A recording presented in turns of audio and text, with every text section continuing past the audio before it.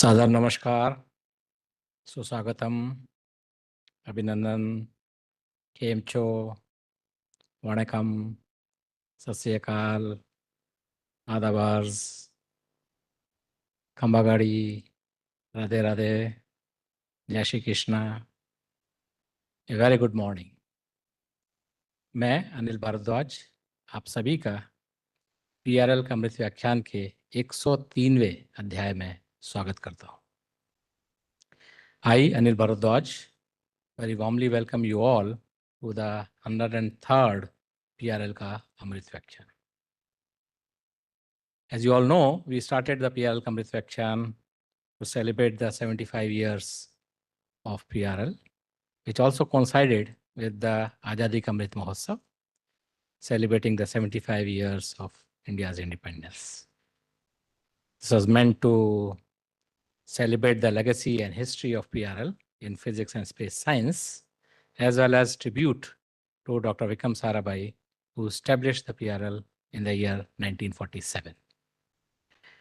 We took a sankalp on 4th of August 2021 that every week, every Wednesday at 4 p.m. we will have PRL का अमृत व्याख्यान. And this sankalp got completed on 5th of January 2023 when we completed uninterrupted 75 episodes of PRL का अमृत व्याख्यान. And as you all remember, that 75th PRL का अमृत व्याख्यान was delivered by none other than Padma Shri A.S. Kiran Kumar ji, former Secretary Department of Space and Chairman ISRO. At that day, we took another sankalp that now onwards we will have every month PRL का अमृत व्याख्यान rather than every week, and we will continue to do this. And today is the 103rd PRL का अमृत व्याख्यान, which is also the 27th PRL का अमृत व्याख्यान of 2.0, which we are doing every month. Today, that is 23rd of April 2025, Wednesday, 4 p.m. We have yet another very distinguished Vyakhyaan with us, Lieutenant General Raj Shukla, PVSM, which stands for Param Vishisht Seva Medal, YSM, SM, and currently member of Union Public Service Commission. We really thank Lieutenant General Raj Shukla ji for accepting our invitation to be with us here in person, because he told, I want to come and give the lecture. I don't want to do it online. Thanks for keeping your promise and to be with us today. And I think we should give him a big hand.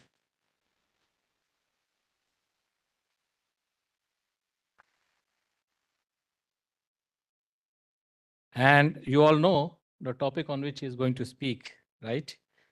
India's national security, challenges and futures, intersect of geopolitics and technology.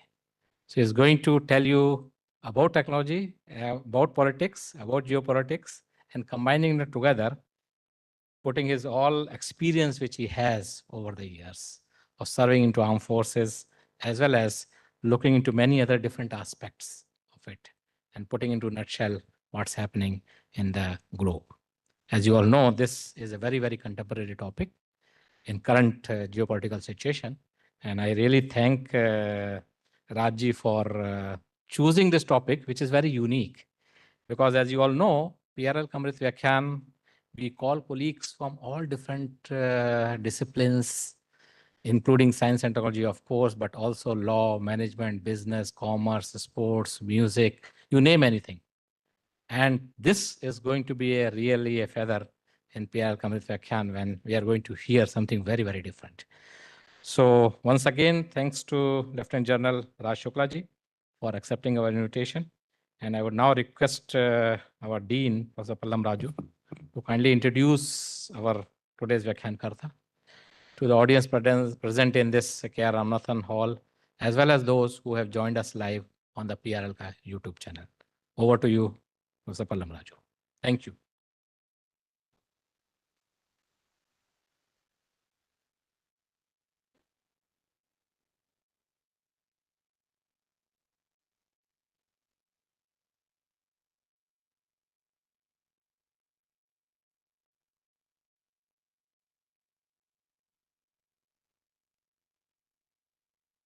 A very good afternoon, all of you. It is indeed my great pleasure and honor to introduce the 103rd Vyakhyaan Karta of the PRL ka Amrut Vyakhyaan series, Lieutenant General Raj Shukla, who is a former general officer of the Indian Army. He has over 4 decades of distinguished service in the Indian Army across a wide range of operational, ideational, and training assignments.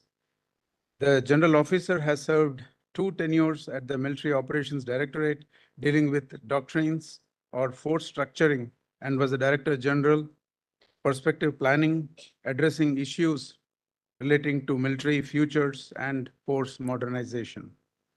He is an alumnus of the Defense Services Staff College, Wellington, the College of Defense Management, Secunderabad, and the National Defense College, New Delhi. During his distinguished career in the Indian Army, General Raj Shukla has been extensively involved with various services in the field. He commanded an infantry brigade in the counterinsurgency operations, the Baramulla division along the line of control in Kashmir Valley, and a pivot corps along the western borders. He has also been commandant of the Indian Army's prestigious training establishment and think tank, the Army War College.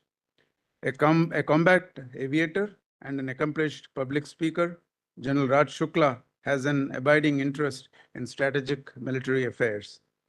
Lieutenant General Raj Shukla has published more than 100 articles in journals and prominent dailies.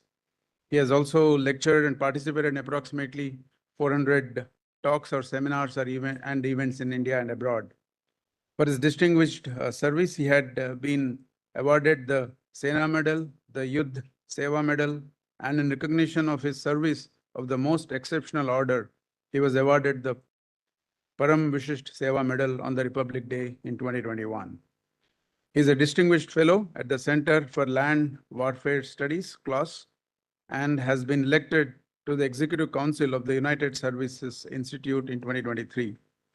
The Honorable President of India was pleased to appoint Lieutenant General Raj Shukla to the office of the member of UPSC since July 2022. With this brief introduction, I request Lieutenant General Raj Shukla to come on to the dais and deliver this Vyakhyaan on a very pertinent topic, given the kind of incidents that have happened yesterday in Pahalgam. And the title of his topic is India's National Security Challenges, Futures, the Intersect of Geopolitics and Technology. Please give a big hand from the field.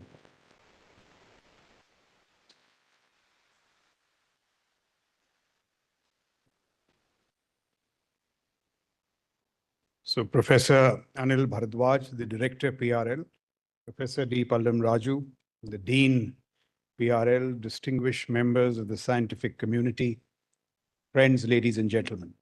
Jai Hind, good evening, namaskar. It's a great pleasure to be here and to be speaking to you all as part of this PRL ka Amrit Vyakhyaan. And we were just told it is the 103rd in the series.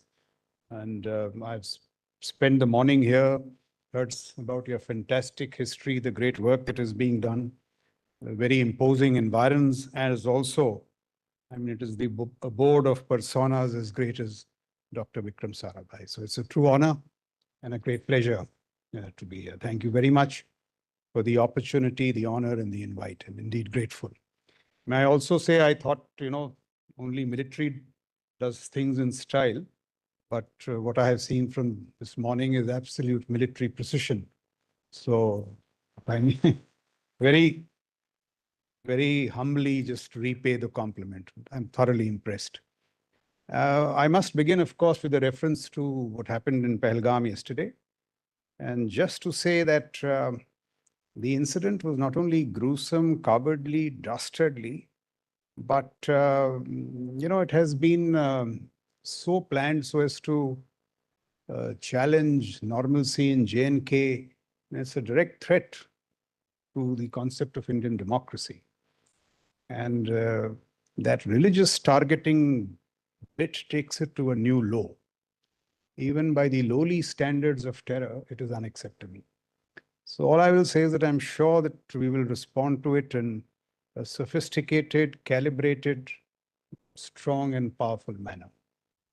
So that's all I will say now. It has got nothing to do with the topic, which was planned weeks in advance. But during the question answer session, if there's anything that you wish to ask, you're most welcome. May I just, all right, so we'll leave that. But this, provides context for this subject, which has been my favorite for a while. And the point that I've been making is that national security goes beyond the military, it goes beyond defense. In fact, as India gets into this gymnasium of big power competition, it is synonymous with economic prosperity. Without national security, there will be no economic prosperity. That is the central tenet of my Vyakhyaan, this oration that you have so kindly invited me for. And I'm talking about national security at the intersect of geopolitics and technology. It is a clever way of avoiding science because I have no great competence in science. So I'll speak on 3 issues, 2 of which I presume you know less. Technology, of course, you're masters, but let me see if I can, put together what I have to say. So why is the subject so salient? That's the first question. In my view, there are 3 ideational drivers behind the subject. 1, India or Bharat is at a very critical crossroad in its evolution. This Viksit Bharat dream is not as of yet a done deal, but is very much a possibility.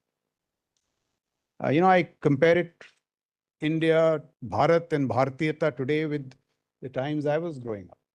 I think in the 80s or 90s, I don't recall which newspaper, perhaps it was the Times of India, and the editorial was titled The Wallflower and the Dance of the Dinosaurs.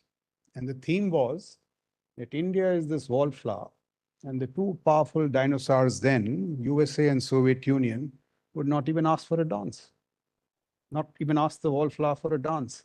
It was in the strategic foreign policy sense. Today, it is my view, conviction, that in many ways, we are the geopolitical toast of the world. We have really evolved. People like Jeffrey Sachs now talk of India getting a permanent seat in the Security Council at the expense of UK. There is a rush for free trade agreements, bilateral trade agreements.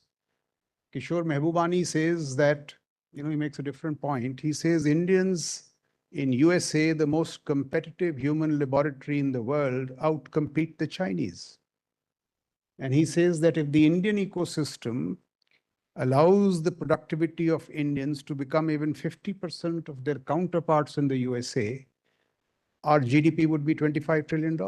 Now, I've never done the mathematical check. I believe Kishore Mehbubani, but you can do the check. But there may be some truth in that. Wherever I go to any track 2 conferences, international conferences, seminars, we are not only heard, but our voice is respected. There is a big change. And I'm not saying it's a done deal, but it is very much within our grasp. Look at the spirit of innovation, energy, and enterprise, which is now sprouting. For the first 30 years of my service, we were told to keep the private sector at an arm's length. Now we are being told to invite startups. At least in the field that I'm familiar with, in just about 10 years, there is a startup in Delhi who has got an order from the US Space Command. There is another startup who has got orders for sensors in the Predator Gel, General Atomics. Now, this is high quality science. So this whole spirit of innovation, energy, and enterprise, the DPI, despite of all the skepticism of the early years, today it's a truly global enterprise. It is ahead of what the Americans have to offer. So in many ways, this new India is is an India where not everything is perfect, but where anything is possible. Ask Third Eye Tech, ask this other startup that I spoke of. So we have begun to compete, and it's an opportunity. Fifth largest economy, soon to be third largest economy. Now I see many power indices since I follow this space. The Asian Power Index says we are the third most powerful country in the world. Now we must not believe in everything that these people say, but it does seem now that we are entering the gymnasium of big power competition. Uh, we have this lovely, what shall we say, guiding beacon, Vasudev Kutumbakam, which is a wonderful idea of one earth, one family, one futures. But the space that I come from prompts me to tell you what Swami Vivekananda said by way of warning. So this is a good idea, but the warning was that the world is but a gymnasium where nations come to make themselves strong. So as we aspire for prosperity, global connectedness, we must not forget the reality of hard power. If there was ever a reminder, it was delivered yesterday in Pahalgam. So both these, what shall I say, these drivers, these impulses have now to be welded into our statecraft. Of course, economic prosperity, cultural connectedness, all that stuff, but how we nourish our instruments of hard power is equally important. And the central issue is this, that in the next 15 to 20 years, you see, look at the way the strategic competition is playing out. Now it is primarily between a declining hegemon, USA. It still retains 25% of the GDP, but in many areas seems to be ceding space. A rising challenger and this aspiring Vishwabandhu. So we have to see in our statecraft, what do we need to do? How do we complicate China's rise? And all these issues need years of study of geopolitics, careful application of mind, if we are to become that Viksit Bharat. So, so many issues, but I just wanted to draw your attention to this complex interplay. And there are many issues on which you are experts, but I would like to say that in this complex interplay, we will have to step up our game in national security in terms of sophistication, nuance, long-term thinking. If we are to create this modern, calibrated, strategic military enterprise, and I use this term carefully because this instrument of hard power is beyond the military. It needs the technology, it needs the scientific community, it needs a military industrial base. And for that, we have to get our act together. An instrument of force which is ready and well nourished, as events of yesterday tell you. Now we have to respond. And that response will be dictated by the quality of that military instrument, which has to be constantly nourished. So these are big challenges. And let me quote to you, the absolute clarity of somebody like Acharya Chanak. So I grew up in a time when we were, the beneficiaries of generous doles of Western education. And we were told that Kissinger and Morgenthau were the ultimate thinkers, realists. Look at Chanak's realism. Years back, he says, अगर शास्त्र को भूलोगे तो अपनी संस्कृति खो दोगे, शस्त्र का त्याग करोगे तो राष्ट्र ही खो दोगे. What was he saying? He was not, it's not a exhortation for a military to jackboot around the world, but he was saying, make up your mind, where do you want to position your instrument of force in your strategic calculus? Now, the initial years of our growth, perhaps it made sense not to keep it very central. Today, when we are in the gymnasium of big power competition, you have to keep it reasonably central and keep it well nourished. Because this game between the declining hegemon and the rising challenger is going to be brutal. And only the fittest will survive.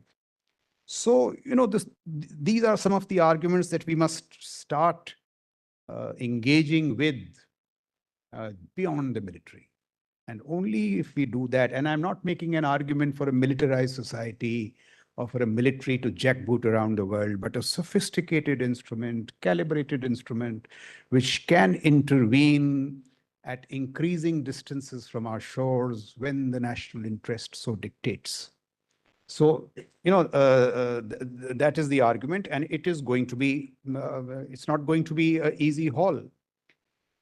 In this intensifying, what we now see between the US and the Chinese, the trade war, tariff war, actually it's a brutal strategic military competition, and I'll come to that. There is yet another opportunity. There is yet another opportunity for an Indian strategic reset, as also to set up a framework of fail-proof deterrence. Now, I also would just like to labor for a minute on what is this deterrence.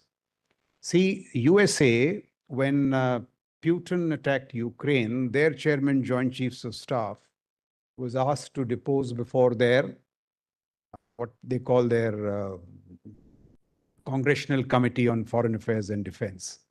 And General Mark Milley, the chairman, Joint Chiefs, was giving a host of reasons why Putin attacked and why he was such an evil person. And one of the young congressmen tells him, General Milley, you were not made chairman, Joint Chiefs of Staff to tell us why Putin attacked. You were chairman, Joint Chiefs of Staff to tell us why did your deterrence fail. Now, these are the questions which generals like me will be asked, but it also tells you how you have to engage in this beast called deterrence. So, for example, yesterday, Pahalgam, they have challenged deterrence. Now we have to re-establish deterrence. It's a cat and mouse game. It's a long game. But this is the sophistication, nuance, etc., that I was talking of. Now, the argument is that where do you find money for this? So let me just pose it to you. Today, we are spending 1.98% of our GDP. Should our economic statecraft consider this more carefully? Because deterrence may be costly, but wars are costlier. You don't believe me? Ask the Ukrainians. Now, these are the kinds of arguments which have to go beyond the immediate military to see the India that we need. This Viksit Bharat dream, as I said, is not a done deal, but it also has to be secured. So, that is the fundamental premise. So the first point, the first driver, why it is so important to engage with this whole instrument of national security, especially in this phase of our strategic evolution. Secondly, it is the massive swivel in geopolitics. I haven't seen such a swivel before. For those of you who follow geopolitics closely, we could engage in the question-answer session. But let me tell you why I say so. 1990s, Bill Clinton said, it is the economy stupid. What was he saying? He was saying, at the end of the day, the American military may be a $950 billion military with 800 bases, 80 countries, 11 aircraft carriers. But what matters is inflation. Economics, stupid. That was the political wisdom. Today, may I posit, it is national security stupid. In many ways. Look what's happened yesterday. It was a challenge to your national security. Nobody's talking of inflation now. They will not talk about inflation for a while. Look at the missiles and drones flying over the skies in Europe and West Asia. Europe had this snobbish sneer that we prosper, it is the silly Asians and Africans that fight. I was a colonel and a brigadier in the army when NATO was asked to give troops to Iraq and Afghanistan. And contemptuously, they said that, we don't patrol by night. So as if the militaries have a ball by day. Somebody was asked for troops, they said, take dogs. This was the contempt. See what's happening to them today. I mean, everybody is talking of 5%, 6%, 7%. Germany has amended its constitution to get debt so as to resource the military. This is how the game is changing. Red Sea, despite all Trump's ye kar denge, wo kar denge, military posturing, for 1 year, international trade has not been flowing smoothly through the Red Sea. Houthis. I mean, they're holding those aircraft carriers at bay. All because the American military slept at the wheels, as we shall see. Look at this. Russia is a $2 trillion economy. The combined West is $41 trillion. 41, 221. You take out the Americans, it'll still be in the range of some 21, $22 trillion. And who's winning on ground? Russia. Though the battle lines are not moving very fast, but if you zoom in, if there is any progress, it is the Russians. This is national security stupid. It's no longer economy stupid. The world's richest cohort, Europe, because of its monumental neglect of defense, look what's happened. And now they are talking, Ursula von der Leyen is talking of 500 billion euros. Starmer from UK, Macron from France are pledging nuclear weapons, this, that. But buddy, it takes 10 years to deploy them. The saal tak kya hoga? These things don't convert into capacity so fast. So, this is the point that I wanted to make about this swivel. Look at Ukraine. Today, more than 3 years of conflict, and we are far away from it, so perhaps we don't quite sense it. There have been 12 lakh plus casualties on both sides. So while warfare has moved to a very high technological level, the basic blood and gore has not gone. People are dying, 12 lakh casualties. I'm told 2,750 men are dying every week. This is not as much, but near equal to the figures of World War II. This is it. And there is no end in sight. Cities being razed to the ground. We just saw the horrors of Sumy, where children were targeted. Taiwan, that is a space where an even more grave crisis could be unfolding. Those of you who follow the Chinese, Xi has said this categorically, clarion call on many occasions. He said, enough of wealth. Time has come to convert that wealth to power. Means that Taiwan has to be done. It's a historical legacy. And I'm sure you're not following it, only military men like me follow it. There are air violations, missile firings, practice blockades, cyber attacks, amphibious exercises, drone parades, information quarantines. China is the only navy in the world which can cut those cables. And it's cutting cables to Taiwan. Absolute signaling. Admiral Paparo, the commander-in-chief of the Indo-Pacific Command, says that they are not mere exercises. They are rehearsals for attack. I mean, that's as bad as it gets. We've seen what's happening in West Asia. B-2 bombers being moved to Diego Garcia. Look at the Iranians. I mean, look how things happen in national security. So the man behind this whole project of Iran nuclear program and this whole, proxy war apparatus was General Soleimani. He was actually a genius who created all this. And what was the design? The design was that we will create these proxies around Israel. So Hamas, Hezbollah, Houthis, Syria was in their pocket, weapon supplies from Syria. And so the signal was to Israel that if you ever hit us, here is Hezbollah with its 150,000 missiles, and they'll get at you so badly that your defenses will be overwhelmed. The Israelis were seriously worried. But then what happens? Two things go wrong. One is Soleimani is taken out by Trump in Trump 1.0 in that famous strike, if you remember. So the architect, and he was a genius in many senses. He had a military mind. He had very sharp diplomatic acumen. He built all these forces. And there he was gone. And there the decline begins.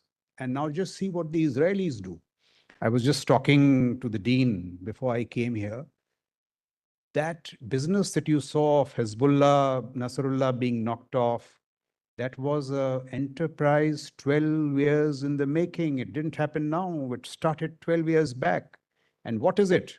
It is the Mossad, which is human-int, like our RAW, and 8200, 9300. Now, 8200, 9300 are fascinating instruments. What do? They pick up normal students from colleges, or not normal, the brightest students from colleges at a very early age, take them into these units. And there is no theoretical classes. So they are given lessons, practical lessons. So if you're in the cyberspace, you are made to work on Stuxnet, that program, cyber program to disable the nuclear program. There's no teaching. An absolutely liberal recruitment. I visited Unit 8200. You want to stay for 3 years? Welcome 5 years, welcome 7 years, welcome for life, welcome.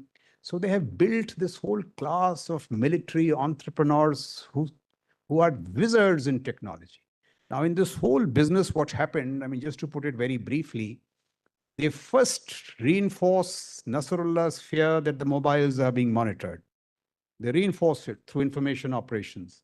So Nasrullah makes a call, he put all these mobiles in your boxes. Why? He thinks he's very clever, that when the mobiles are put in the boxes, they will get into their, what is that? Not, huh?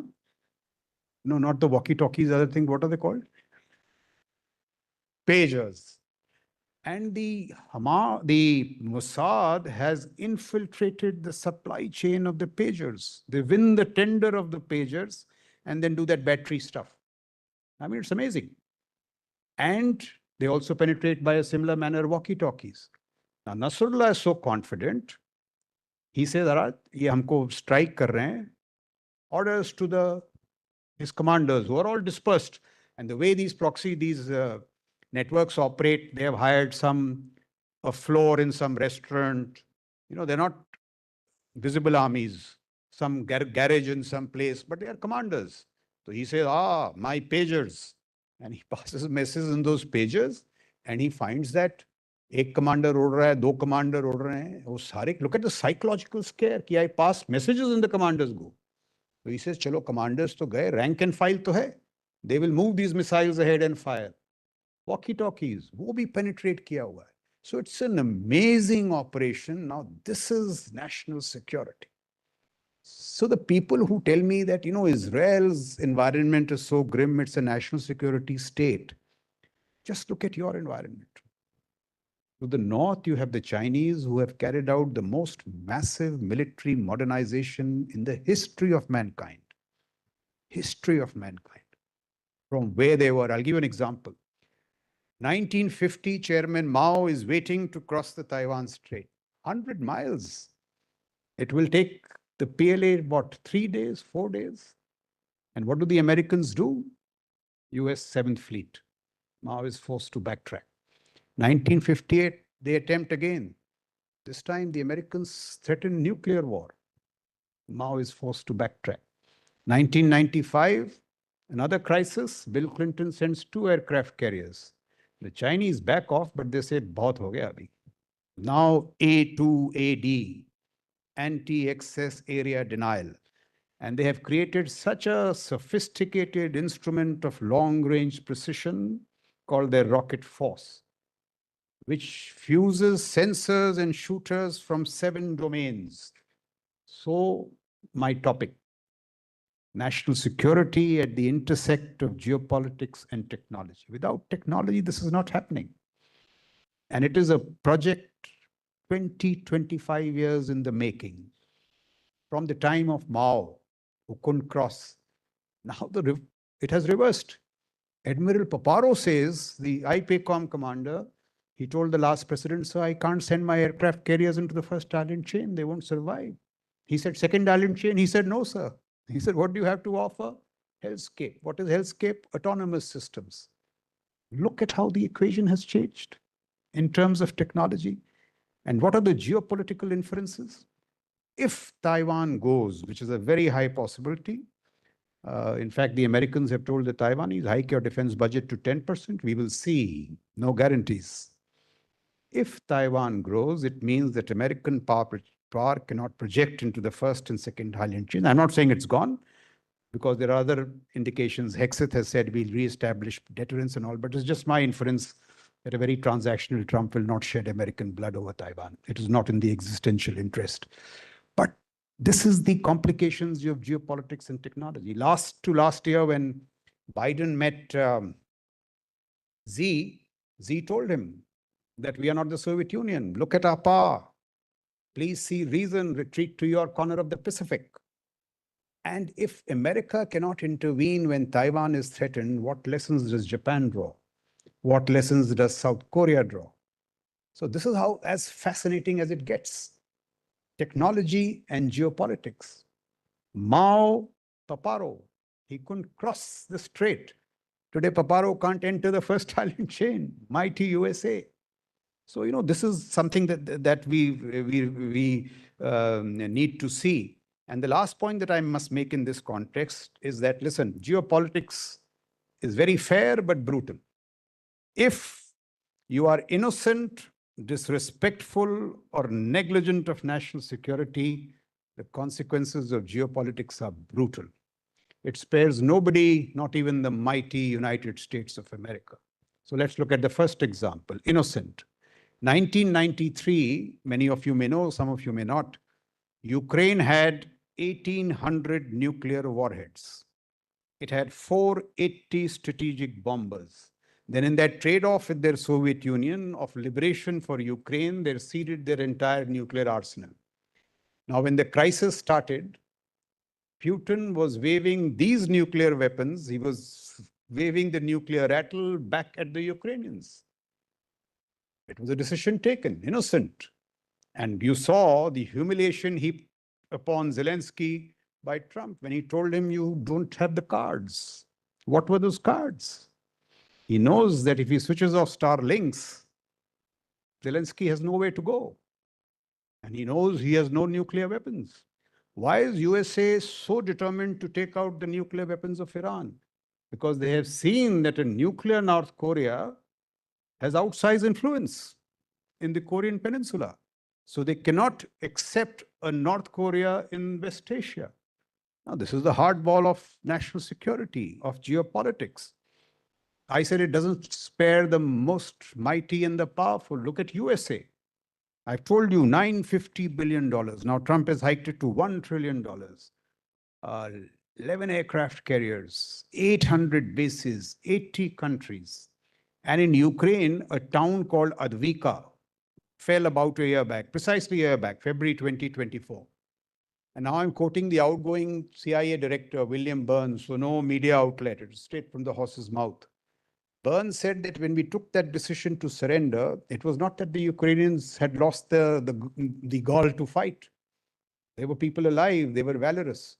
But when we did an audit of 2 infantry brigades, one had 15 artillery rounds and the other had 44 mortar rounds. And when he did a check with his counterpart, Lloyd Austin, the defense minister, Austin told him, sir, earliest America can supply these munitions is end of 2026. Because after the Cold War, you thought end of history, peace, they neglected their arsenal. What does China do? In 2002, China's civil manufacturing capacities, I'm not talking military, China's civil manufacturing capacities were half of those of USA. By 2022, they become twice that of USA. In consequence, American admission, not Chinese claims, the Chinese military-industrial complex today is 5 to 6 times more efficient than the Americans. What a fall for the mighty Americans, 5 to 6 times. The Americans in Taiwan today don't have 7 days of precision munitions and missiles. The Chinese manufacture 10,000 cruise missiles a week. Paparo knows it, Hexit knows it, Trump knows it. This is the military differential. I told you the linkage between civil manufacturing and military-industrial complex. In India, unless our manufacturing sector grows, the civilian sector, the military-industrial complex will be of little consequence. And it is not, the challenge is not only to create that military-industrial complex, it is to move from one generation of technologies, combustion engine, all that ammunition, aircraft, to an entirely new challenge, which is robotics, which is dronery, which is artificial intelligence, which is quantum, which has got day-to-day operational outcomes in Ukraine. So look at the multiplicity of the challenges. See, our Atmanirbharta in defense has started off very well. I gave you 2 prominent examples, but just look at the magnitude of the challenge. So drones. So drones is the in thing today. We also have 200 drone companies. But 10 years down the line, as I was telling some people, I think they about 12 components will go into the making of a drone. 10 years down the line, 9 of those components are imported. Or 11 are imported, 9 from China. How grim a challenge Atmanirbharta is. So we have to get our military industrial complex growing, grow our Chinese capacities, double of them. And China is not somebody tucked away in Latin America. Unfortunately, it's your most proximate neighbor. So that's the military challenge. The military component of the power differential with China annually is $450 billion. Valor is good, but valor needs to be resourced. So this is the complexity of the challenge. We have our economic statecraft has to see how we find these monies. So it's complex. Economics, geopolitics, technology. Look at Iran. Soleimani goes, this experiment of the proxies fail. And whether by coincidence or otherwise, Assad goes. So that whole pipeline through Syria is now gone. And you see, Israel was very quick in that moment when this transition happened before Turkey could come in. They bombarded all those facilities there. In fact, they've done something even a week back or 2 days back because they thought the Turks were moving in. And now they have cleared that entire corridor. So what has happened? On 26th October 2024, in that Israeli strike, out of the 4 S-300 systems that the Chinese had, the Iranians had, 2 or 3 have been knocked out. The Iranians know they are naked. They know they are vulnerable. Those B-2 bombers which are waiting there, and we know what they have, all those, penetrator bombs, this, that. It's like a state which does not know how to respond. Now, these are the consequences of being innocent, negligent, or whatever the Americans' sheer hubris that nobody comes under us. So those are the, the consequences of all these issues. We fortunately or unfortunately have had a long peace dividend. There are missiles flying all over. Nothing is flying over us. But see, what is the danger? For the first time in history, you have the world's number 1 and 3 economies in PPP terms, India and China, growing in close proximity, no Himalayas, because the Himalayas have been breached by technology, and no buffer. Tibet is gone. My interpretation of this is that these geostrategic trajectories are bound to clash. The only way to keep the clash peaceful is through deterrence. If we invest adequately in defense, China is not in a logical pair. It will back off. If we don't, and we offer the chances, I'm not saying it's guaranteed, China may choose to grab those chances. In 62, our economy was somewhere around what the Chinese economy was. We, in per capita terms, were better than the Chinese, but we took a bet. And what was that bet? That the Himalayas will protect us. They didn't. Are we in a similar moment now? And I get back to my original argument, declining hegemon, rising challenger, aspiring Vishwabandhu. We have to do this very careful calculation of where we realistically lie in terms of geopolitics, technology, and these challenges. So that's the second point. The third is a I describe it as a technological tsunami, which is sweeping the geopolitical landscape. You people have a deeper understanding, so let me give you my very layman understanding and why I use this term. There have always been technologies in the past. So technological evolution has been a feature of mankind. But I think we are at a unique technological moment in history. Why? Because of AI and these emerging storm of technologies, quantum, robotics, autonomy, so on and so forth. And just a few examples, let me say why. And it is my belief that technology is driving geopolitics and national security like never before. So here are a few examples. AI.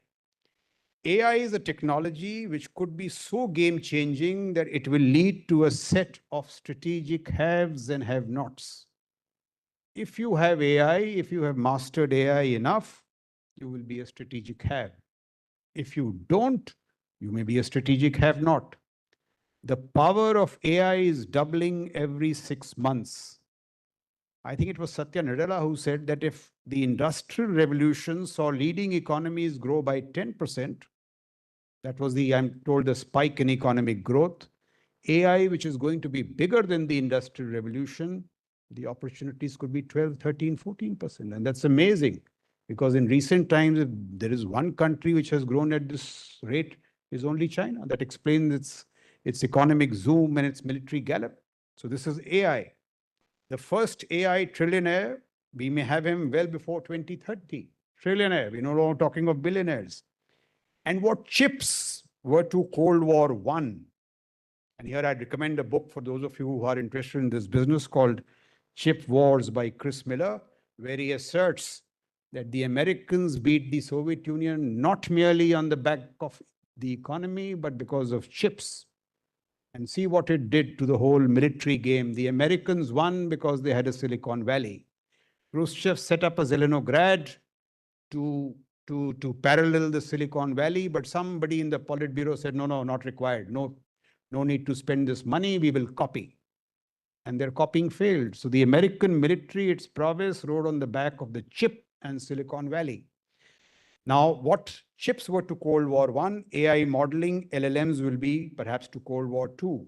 Look at this Chat GPT and DeepSeek, not only in terms of their technicalities, but geopolitics. So Chat GPT, as we know, is a closed garden, expensive proprietary model.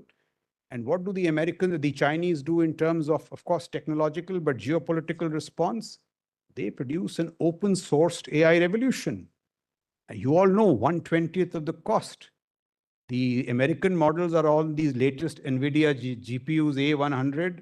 Here you have these old Huawei GPUs, old rationed. But what is most significant is that what wins the game for DeepSeek is algorithmic innovation.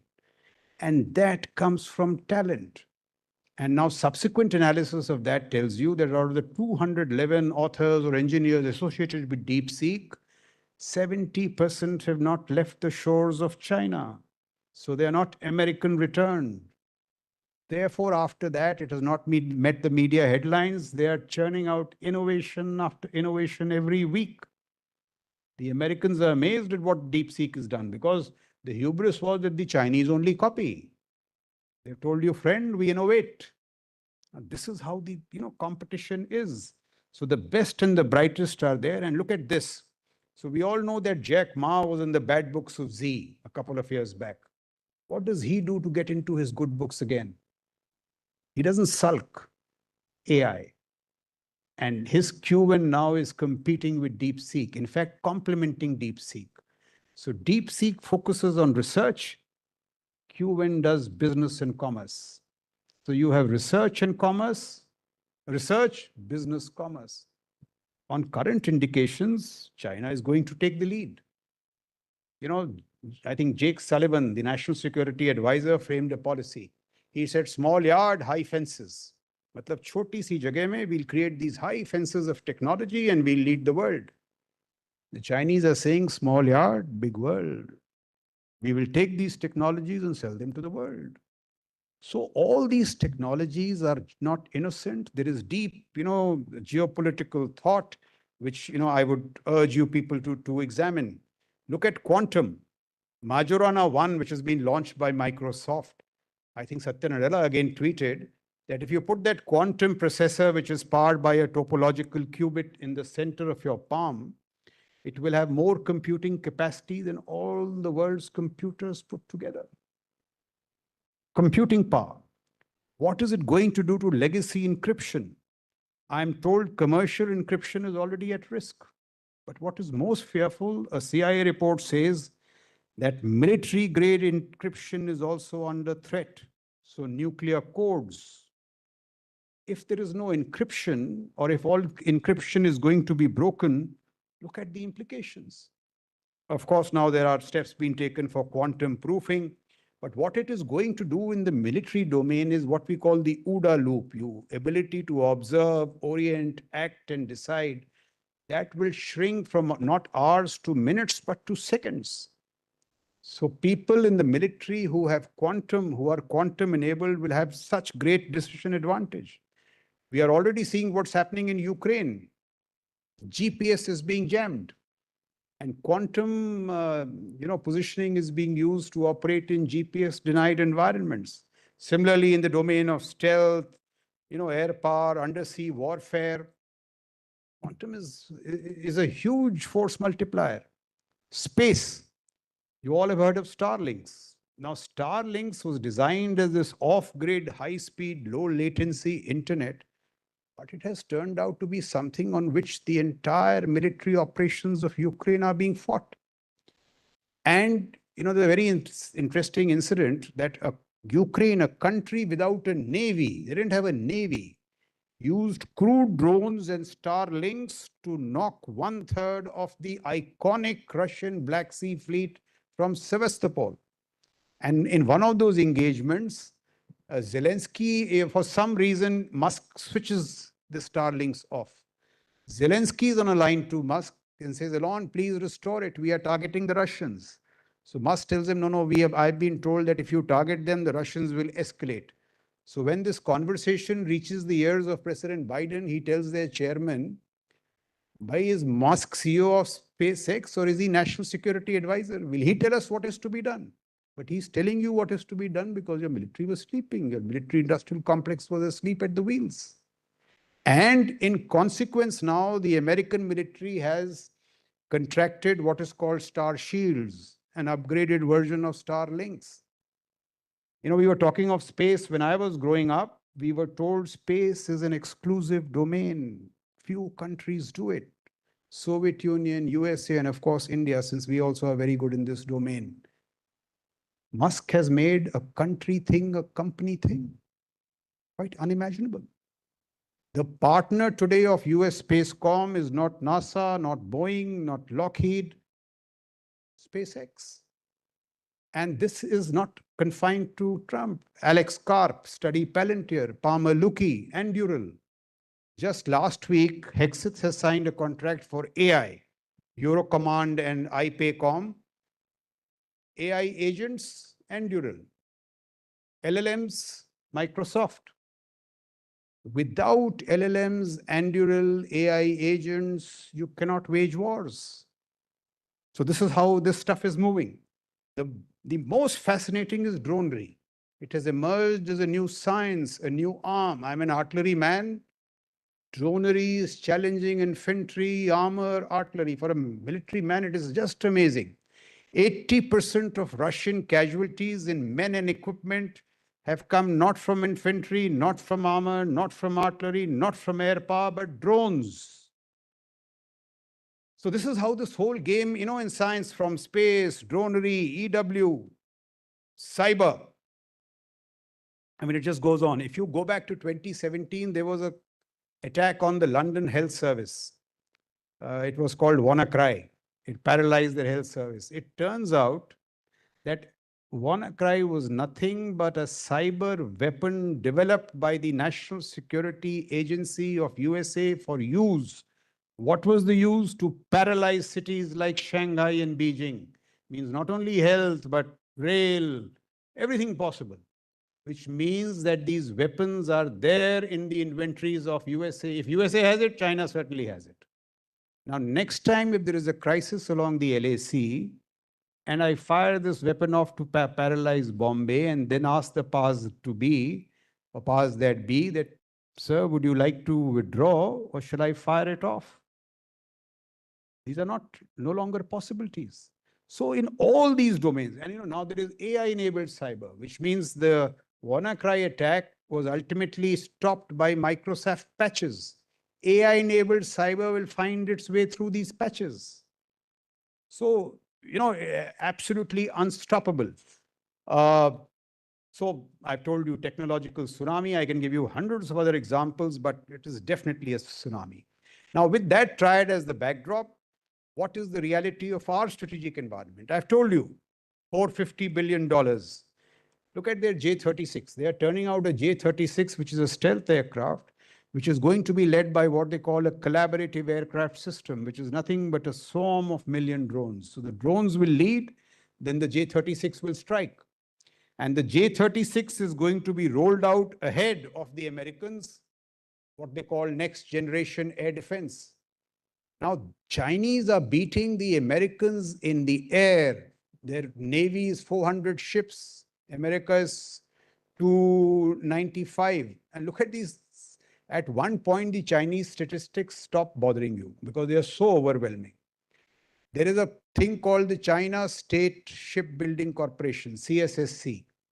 In 2024, they churned out so much tonnage that it exceeded what all American shipyards have produced since the World War II. So the advantage of the Chinese over the Americans in shipbuilding is a factor of 232. I mean, not 100, 232. And they created what is called a strategic support force. Now look at their ideation. We say they are an autocracy. So autocracy should be dumb. But in ideation, they are streets ahead. SSF was a separate service created like the Army or the Navy or the Air Force for AI enablement of the PLA. AI enablement. And they thought of this some 7, 8 years back. So that rocket force now is AI enabled, or at least, potentially AI enabled. So this is what is happening along our northern borders. Western borders, we saw what happened yesterday. Apart from the collusivity, Erdogan was here 2 months back. Erdogan signed a dronery deal with Pakistan, and Turkey is a drone superpower in the category of China. If this was not enough, just pay attention to what's happening on the east, where, in my view, there is a strategic grand design unfolding in terms of China, the ISI, and the Jamaat. Air base in Lal Monerhat, so close to the chicken's neck. President Yunus now suddenly discovering the landlockedness of our northeast states. Oceanic excess. Chinese, look at the Bangladesh inventory getting increasingly Chinese. Now I ask you, is our strategic environment not as grim as the Israelis? China. Now, I'm not saying that we are going to have 3 wars on all fronts, but unless we deter, unless we take action on these threats, something might happen. And I have not as yet spoken of the Indian Ocean region. Those 400 ships that China is creating is not to patrol the Chinese coastline. Moment they break out from Taiwan, which is the first island chain, and that is why, they may do Taiwan, I feel the priority is very high. Those ships will be in the IOR. In fact, the staying power is already here. We have to do our own A2AD. Look how we must project power beyond Malacca. So, that is the challenge that we have to take into account. And just one last point. We have these 4 challenges. We also have to adjust to the changes in the character of war in Ukraine. Dronery, AI-enabled warfare, reduction in target engagement timeframes. I am a gunner, artillery officer, and we usually completed a shoot in 30 to 35 minutes. It was excellent. That was the time you took to reduce a target.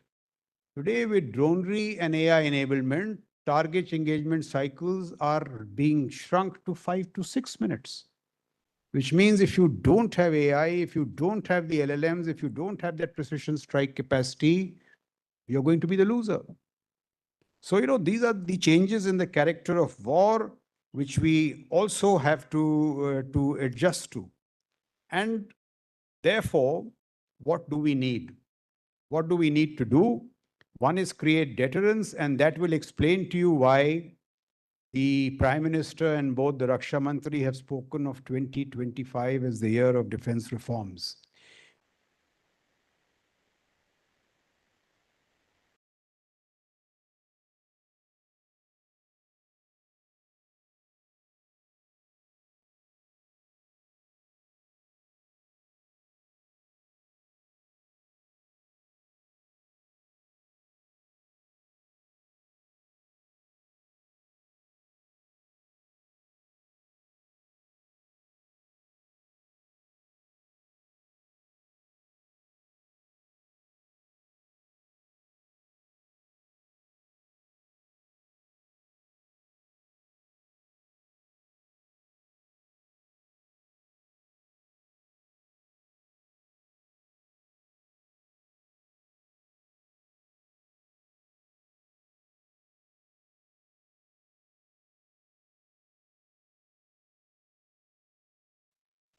It is civil-military fusion. What is civil-military fusion?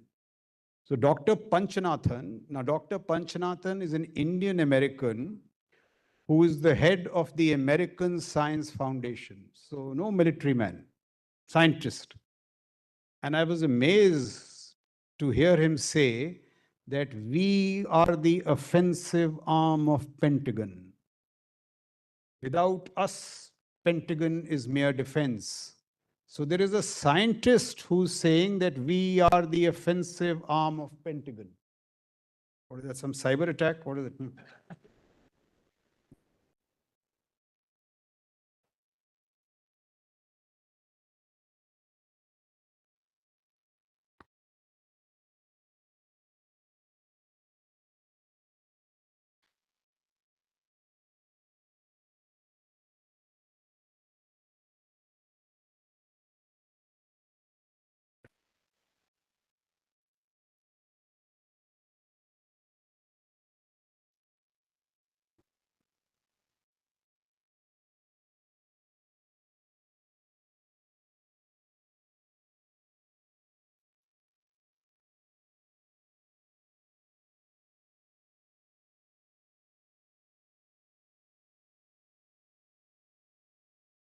Okay, so I was telling you what Dr. Panchanathan's view is.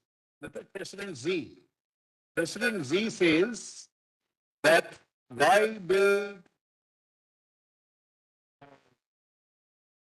why have walls of granite between cylinders of excellence, civil military. Now that whole term has been expanded, not only in terms of civil military, but talent of any kind. So startups challenging defense primes, startups challenging institutions like NASA. Anybody with better talent wins. That is becoming the game. The Chinese have done it in shipbuilding and in ships with billions.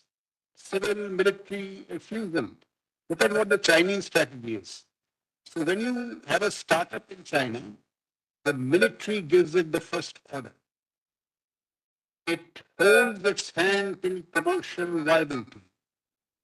The smarter startups are held to destroy American adversary competition. Once the startup is ready, it is told to play the market. And once it plays the market, there is no support. Overall, you see the defense primes in China get only 25% of their orders from the PLA.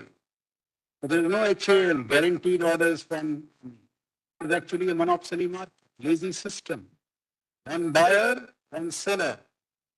The choices overweening regulation. We have to change all this. So this is really not civil military fusion, but cultural transitions to adopt the smartest game in the market.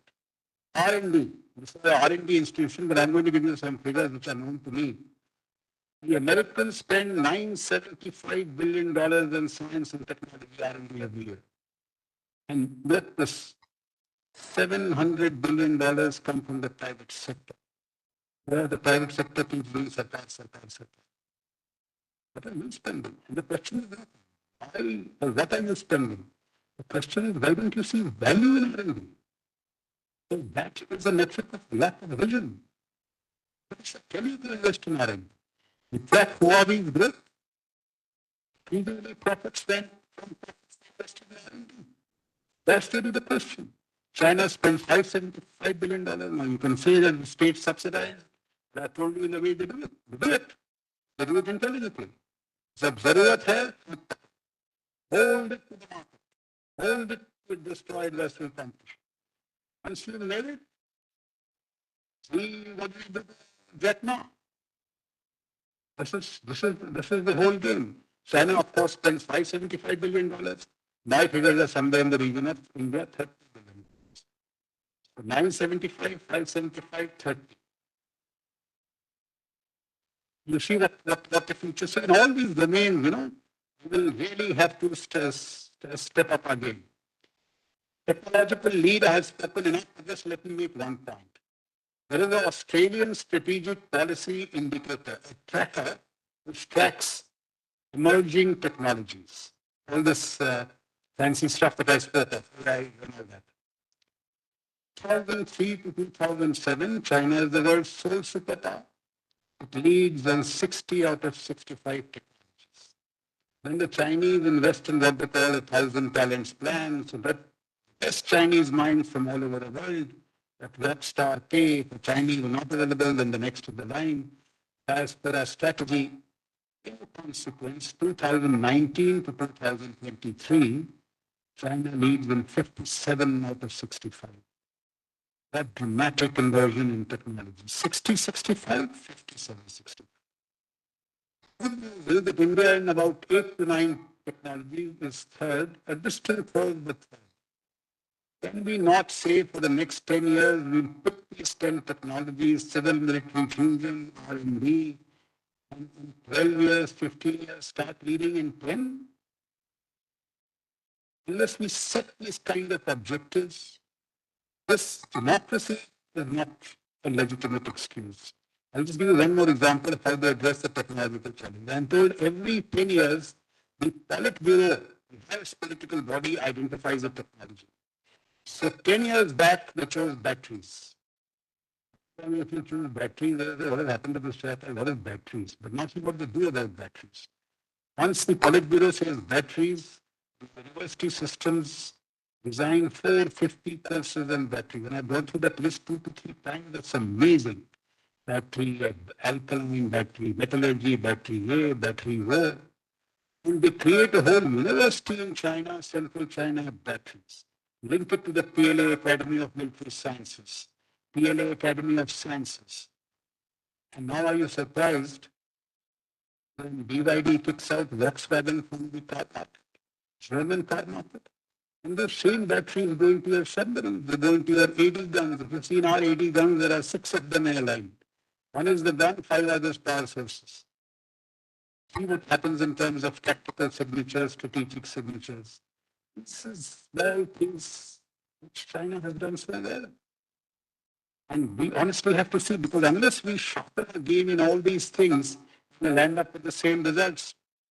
Somebody said, closed society, open minds. Open society, closed minds. We should honestly reflect. Ideation. In the second week of December, a report came out on the PLA, which the whole world was reading. The whole entire strategic commentariat in India. Where did that report come out from? CSIS, Pentagon. Where should it come out from? Who's our proximate neighbor, competitor, adversary? India. We don't think that such a report is even required. We'll read somebody else's report. Look at the IST tracker. Why should it be coming out from the Australian Institute? Because they don't value ideation. They don't understand that there is no practice without theory. There is no action without ideation. We must start valuing this ideation, cultural transitions. There is no innovation that is happening unless we deregulate. It just cannot happen. I know this very well. If we have to innovate in the defense space, we have to deregulate.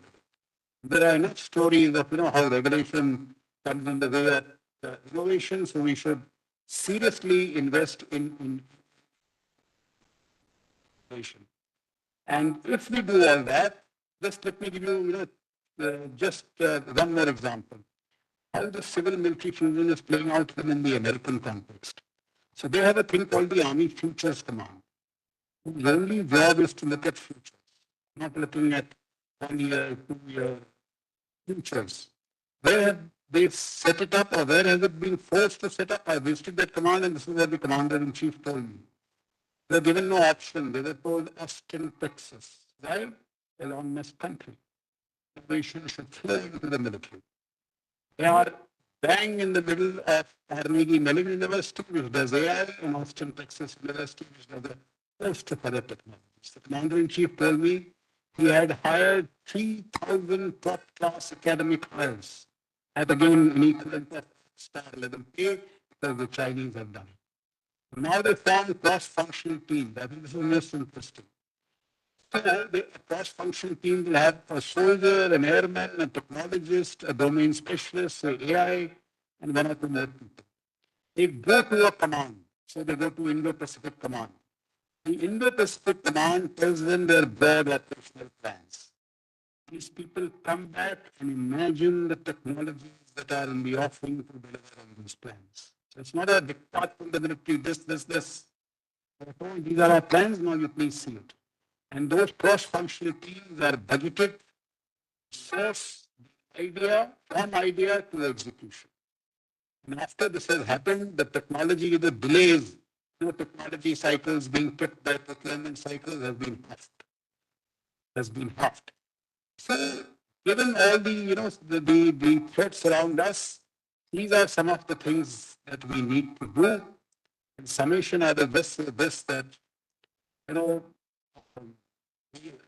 reiterate what I have said through the talk, that this is a seminal moment in our evolution. There are great opportunities and there are challenges. If we make the most of the opportunity, we will deliver on the promise of Viksit Bharat.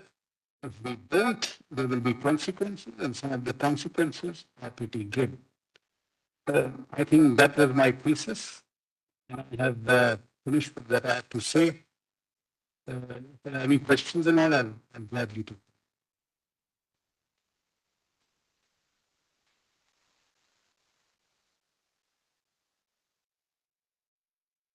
First of all, from that inside, sincere thanks to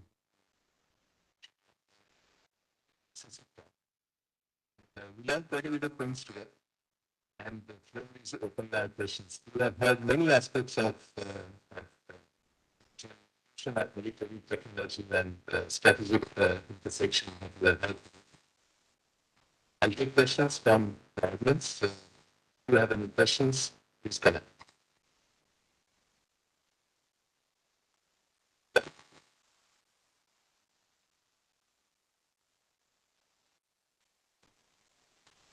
Thank you, General Shukla. As well as let us clear a lot of things that have happened in the past with respect to what is happening. My question is with respect to technology, which are quite extensively about AI. In addition to AI, and I'm looking into the future, what else is there which is going to be changed other than AI? There could be some technologies, that there could be some other ways in which I strategic. So, it's when I say AI, I mean AI basically I'm talking of convergence. All these technologies converging for military effects. Let me give you a practical example, explain it best. In 2022, February 2022, the war breaks out. The CEO of Palantir, if you heard of him, Alex Carr, he senses a commercial opportunity. So there's not philanthropy here, just a commercial opportunity.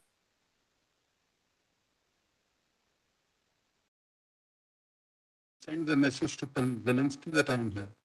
Zelensky is stuck with the war. President, he just shot the Alex Carr and gets back. He drives that film. He's a billionaire. He's an entrepreneurial spirit. He lands up in Kyiv. And when he ultimately, to cut a long story short, when he gets an audience with the president, he tells him that none of this stuff has started, this innovation business. He says, sir, give me all your data, which has been generated in the after that, and I will give you AI-enabled services free. Grand bargain, so Zelensky takes it. What do we get by and by? That's vulnerable. We get shrinking habit engagement cycles. That brain is also operating at AI. That brain is also a precision instrument, which is marriage of what they say explosives with microelectronics. Practically what it has become, that brain is going through trenches, killing men, going through the tanks of turrets, destroying tanks, What it has done in military terms that in previous wars, tanks were the instrument of maneuver. It's can't move. It has eclipsed maneuver. It has created such persistent surveillance that if you see the battlefield, you're on the battlefield. That's one example. Convergence. I'll give you another example. Capella. Capella sees, and what is part of the smart businessman? He takes all this data, creates these products, and is selling them in Red Sea, selling them in West Asia, respectively in Taiwan. So there is no philanthropy here, there is commercial opportunity, and there is war delivery. Zelensky could be fairer, Alex could be fairer. Capella. Capella does a similar survey of 100 soldiers, colonels, brigadiers, generals. Tell them what do you need. And the summary of that survey is that we should be able to see at night clouds. In the called SAR, persistent surveillance with SAR. In the Indian context, in the LAC, there will be at least 150 nights, 150 days bad weather you can't see. If you can't see, this is the opportune time for the enemy to do something offensive. This is the importance of persistent surveillance. And has given them delivered in 17 months persistent surveillance to the Ukrainians. But it's Starlinks. Means without the positioning and communications offered by Starlinks, there will be no delivery. When these guys are firing, these precision weapons, HIMARS, and some of you have heard of them on social media, Javelin, they're precision strike weapons. Initially, they created a storm in the Russian ranks. The Russians learned how to jam them, GPS signals. These accurate weapons became inaccurate. Now they are back in business with Starlinks and some other measures. So look at how technologies are converging to great military effect. A country without a navy, Ukraine, with no air force, they've got 3 F-16s which can't be flown. That kept the mighty Russians at bay. This is technological innovation. But it is just not technology, it is technology with the entrepreneurial spirit of power, the entrepreneurial spirit of Kepler. Therefore, people are now asking questions. But since times are out of business, names like Boeing, Lockheed. So the lesson is that if you're not agile and fleet-footed, Farmer Lucky Andrew is unarmed, autonomous fighter is 6 years ahead of the Boeing program. So that startups are doing. This is science, high-grade talent. So talent, technology, innovation, producing combat wonders. Delivery which has never happened at any time in the past. Now I'll put to that to what Millie said. These are the most profound changes in the character of war since recorded history. I have said this is a unique technology moment. Everything is coming together so dramatically. In warfare, I'm sure, in the economic dimension, I've given some figures, I'm not an expert on that. It's a changing domain.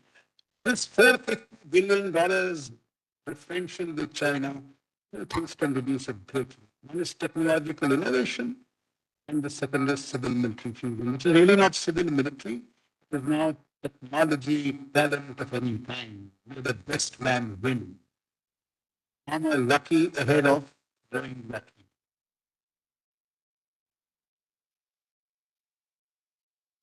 Thank God I see some hands now because if they don't ask questions, it's bad for my morale. It's a very impressive and appealing talk. But I'm not fit into this one because can we not, what cannot think about some process of peace along with the militarization or completion of the military and making the more sophisticated, you can say, weapons completion. So I think there's no need for the peace, starting the peaceful process where this can be de-accelerated. So there are two worlds in my view. One is the world of utopia and the other is the world of reality. And it is a very serious response. The utopia world actually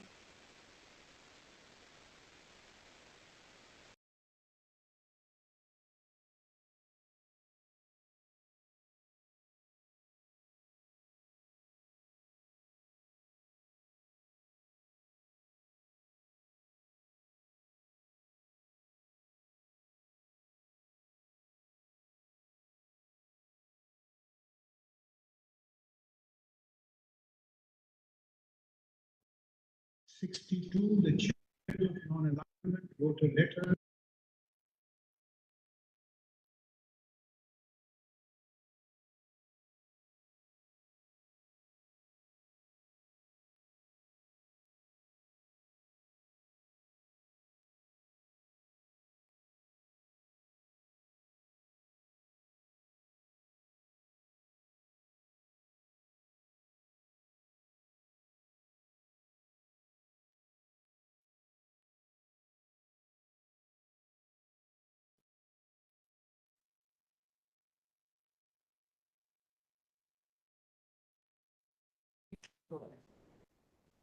There's so many gadgets that I can't move my hands.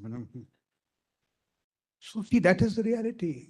So that's exactly the point I'm making. I wish there were peace, but this is the reality. And therefore, Vasudev Kutumbakam is a brilliant idea, but how about complementing it with the wisdom of Swami Vivekananda, the wisdom of Chanakya? I was brought up on the lie that India is a land of spiritual thinkers only. We are very proud of our spiritual thinkers, but were they not hard-nosed realists like Chanakya? We were told Clausewitz. Why not Chanakya? Have you heard of anything more perspicacious than this? Shas is not religious. He's saying respect your civilizational wisdom. Instrument of force, Shastra. It's not jackbooting around the world. So I'm just making an argument, just spend enough to deter these threats. They will get you peace. But if you hope that you will get peace, you will get war. So actually, it's a very eloquent argument of peace. I'm not a warmonger. I wish to be an informed peacenik who is conscious of the realities of the real world. That is the unfortunate reality. Look at Ukraine. In trust, they gave those weapons and said, we'll get independence and we'll live in peace. And what are they being subjected to? What was that humiliation of Zelensky? It was, one shouldn't say it, it was targeted. That is the cost. Yeah. Thank you, sir. We fully agree with you. The security is topest, and it's like Shastra and Shastra, both are important. But after the World War II, the United Nations came into. I just continue my colleague's question, Som Sharma's question. So United Nations did quite a good work